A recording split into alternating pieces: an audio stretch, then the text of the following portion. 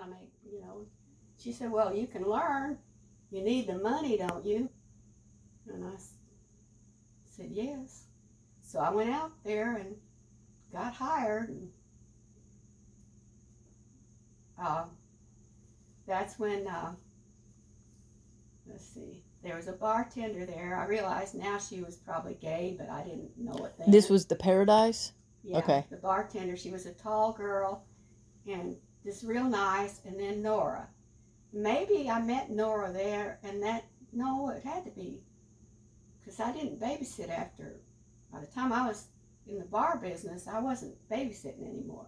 So I knew Nora from her children. And but Nora taught me some tricks, and they wouldn't, if I'd started anywhere else, this probably wouldn't have happened. But they said you don't write down. You go up to the table and you wait on them. You don't write down what their drinks. You just look at them, remember where they're sitting, and know what their order. And you go up to the bartender and you order that in that order, and you go back to the table and you give it to them in that order. Oh, I can't do that. Well, I did. Mm-hmm. And then Nora's the one that showed me how to. Nora and the other girl, the tall girl, I can't remember her name, how to fold these bills separately. Mm-hmm. So you could pull out, a 5 if you needed it, or, Without having a big thick wad between your fingers. And how you put the money on the tray and Mm-hmm. give it to them, and they could pick up what they wanted. I like that. You helped me. One time I had a man come in, it was a slow night, and he ordered a beer, one beer, and I put the change on the tray like you taught me, and it was $100 bill that he gave me. So I gave him all the change, and I laid it down. I didn't hand it to him, and he did that universal sign of, keep it. And I was like, are you sure? I didn't say, are you sure? And I was like, I could go home now. That was a whole, what I made probably $98 that's enough for one night. Yeah. Even now, I think it would probably be a pretty good night. Well, at the Paradise, that's where I made the $20 tip. Came home and told your kids about how I spilled a tray of drinks. Yeah. On a table. That was 20. That must have felt like a 50 would now. Yeah. Yeah. And they were having fun, and when you're having fun too. Of course, I wasn't drinking. I didn't drink it when I was working. But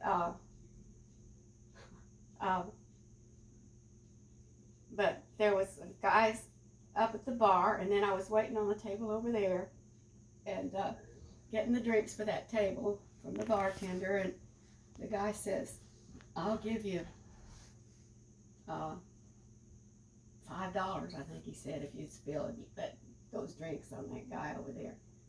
I just frowned at him and said, no. And then I started to walk away, and he said, 10. And I said, that's not enough. And then as I got up to the table, 20. Whoops. $20 tip. 20. Whoops. I could feed my kids a lot on that. Yeah. And all the people at the table felt so sorry for me. Poor thing. I mean, yeah.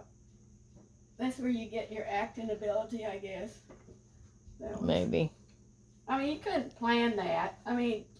No, improv is the best. I couldn't think, and stop myself. I mean, it was a split decision. Yeah. And it was fun. And I look back now and I think, what's wrong with me? What was wrong with me? You were desperate. I mean, that's for expensive drinks and expensive clothes. Did you have to pay for the drinks? No. I mean, the people that owned the place were fun-loving. I mean. Well, what happened? Why did you ever leave the Paradise then? Gosh. I don't know. But I know that I was offered a job at the Breakers. From the Paradise, I went to the Breakers on Beck Avenue. Oh. There was no maybe Breakers. It was the summer. Maybe because closed, and there was nowhere to work in the winter. Right. There was no Breakers on the beach. Yeah. At that time, and so the Breakers in town, which was close to where I lived, is where I went in and got hired. I don't know if Jack hired me or Eddie, because Jack Bishop owned it, and he and Eddie were kind of like partners. And then that's where I met Eddie. He was the manager. Yeah. And so what happened? Did you date Eddie? And then Bob came home, or? He kept after me, and I told him no, I was engaged, and I finally gave in because he was so Persistent. sexy. Yeah, it's that British accent, wasn't it?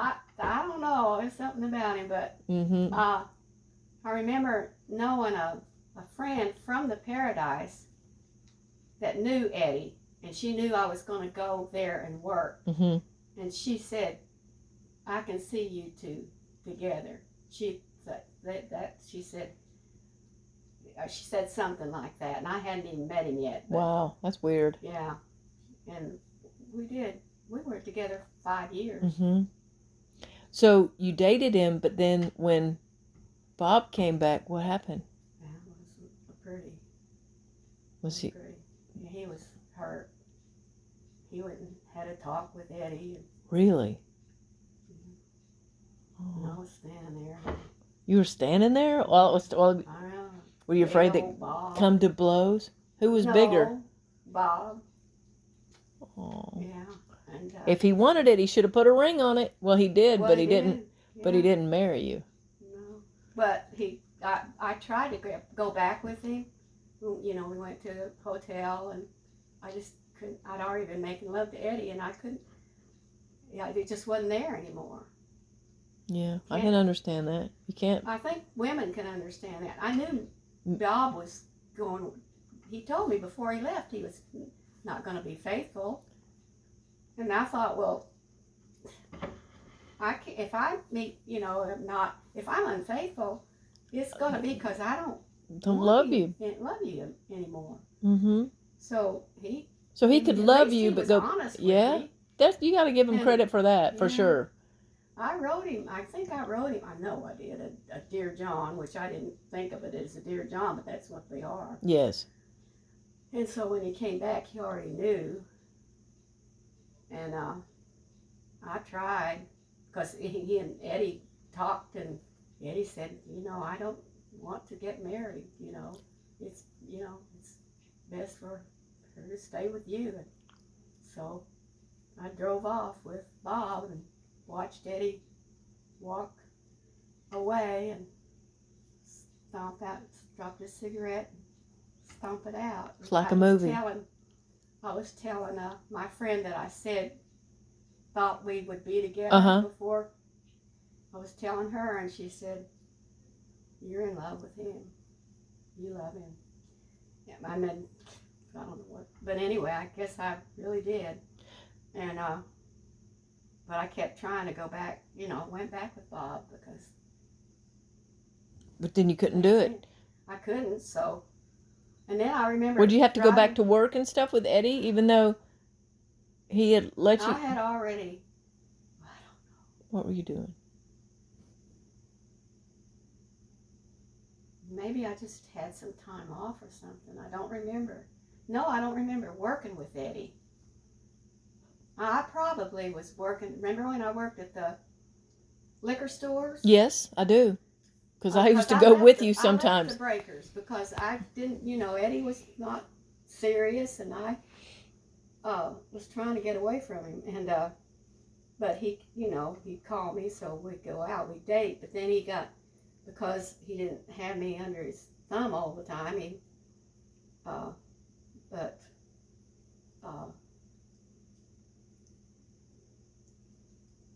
so anyway. He missed you. He couldn't. Yeah, he missed me, but he didn't contact me or anything while Bob was still there, and I think Bob was going back to Thailand. He was just on leave. And maybe he would have married me then, but I just couldn't. I remember him throwing the ring across the room. Bob? Yeah. Well, yeah, it would be Bob. Seeing the ring again. And, but anyway, I was by myself driving. Well, it was a blue car that I drove. It wasn't the Escort, but that was all later. It was kind of a sedan blue car that I was driving. And I was driving toward the Hathaway Bridge, and Eddie was coming that way, and he saw me and waved me over, and we pulled over to the side, and I rolled down the window, and he said, "I miss you, honey." And that's all it took. I was back to him. Yeah, you loved him. And he loved me. But he didn't want to be married. He'd already told me he was never going to marry me, but he did. It didn't make any difference. I mean, I couldn't help it. I couldn't marry somebody I didn't love. And you wouldn't have married Eddie if he didn't ask you to. Right. He asked me. Yeah. I know. And then he had to put up with us brats. Well, I don't think he liked us very much. I guess I wasn't strict enough with you. In his opinion. Yeah. I know. He paid child support for 2 kids, and George wasn't paying any. Oh, but yeah. And he made me take George to court. Oh, yeah, that's right. And George cried, didn't he? Eddie told me when I got there to cry. Oh, and George cried instead of you? That's really funny. Oh, he cried because he lost. He had to, and didn't he say? I don't know. Didn't he say one of them's not even mine? And the judge just didn't even care. The judge said he didn't. I don't know exactly how he put it, but it didn't make any difference. It'll make no difference. Like, you're so. He did. He said one. Golly. I thought that would do it, because I felt so guilty. But they don't care, and besides them. If it wasn't for Unity, I'd probably still feel guilty. Yeah. We all have the same last name. You were married when I was conceived and born. So it's like, and it's what your word against his. Wait, there's 4 of them, and one man is just trying to get out of paying for. I'll just pay for 3 because one of them's not even mine. And the judge is going to go, "Oh yeah, okay, sure." Yeah, wait. Well, we'll just let that one suffer. I think he didn't like George. He probably knew him. Gosh.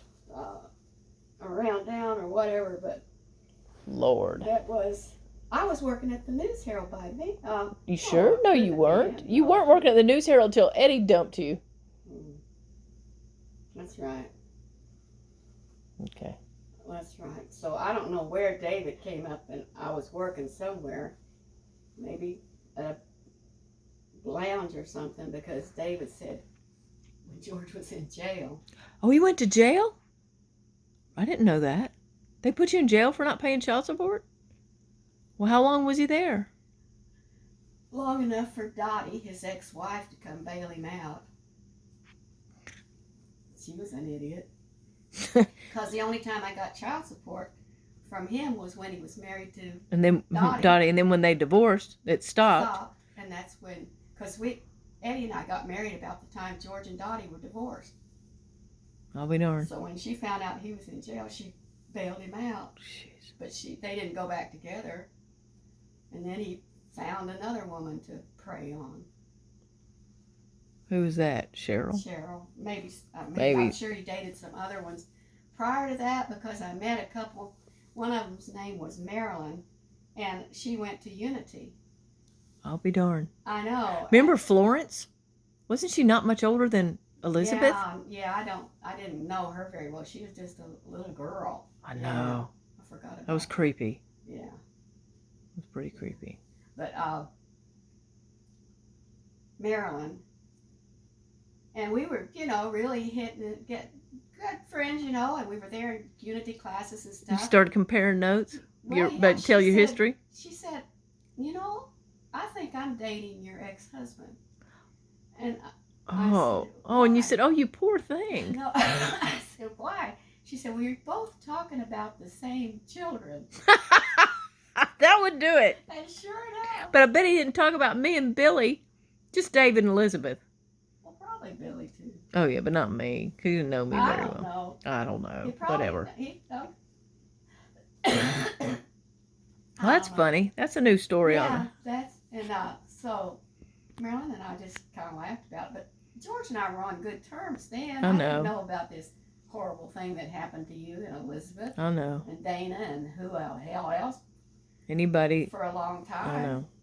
And So when I'd see him, I was cordial. I mean, my life, I was enjoying life. And I could have remained really friends with him. And I Cheryl. know. It's Had that too not bad it happened. hadn't have been a sick person. No. There's a lot, I know. And we're supposed to be able to forgive, but I can't It's hard to forgive that way. unless my daughters can. And the reason they don't is because he won't.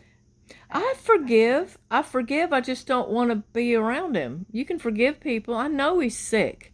That's the thing. It's that I can be forgiving, but I'm not going to let him in my world. Well, the thing about it is that what they say about these people is they don't ever quit. They get, yeah, because they're sick. They don't think they did anything. Baby be around no. I bet you Dana doesn't let her children be around him. I bet she's real. They keep him under close scrutiny. He was in the backyard when I went out the first time. When I sat out there, like I told you. Yeah. I went out there earlier in the day, and I saw he was out there. Oh, today? No, I think it was yesterday. Oh. And today it was all rainy. What's he doing out there now? Well, damn it, I don't know. And anyway, this rambling is what you should have been recording. I'm recording it right now. You're kidding. No. Oh my gosh. Oh, now I'm all nervous. Well, anyway, he was out there, and I thought, well, heck, I'm not going to let him spoil it. I need to sit out here and get some sunshine. And I kept hearing his voice, and he was talking to the man that's supposed to be working for Billy and Jenny laying bricks.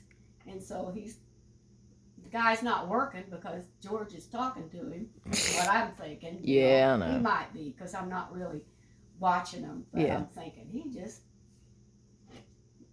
and so finally I just went inside, and I didn't get to enjoy the sunshine that I wanted to. And that's why it was later in the day when I went outside and watched the sun go down. Oh. Or watched. Thanks. Yeah.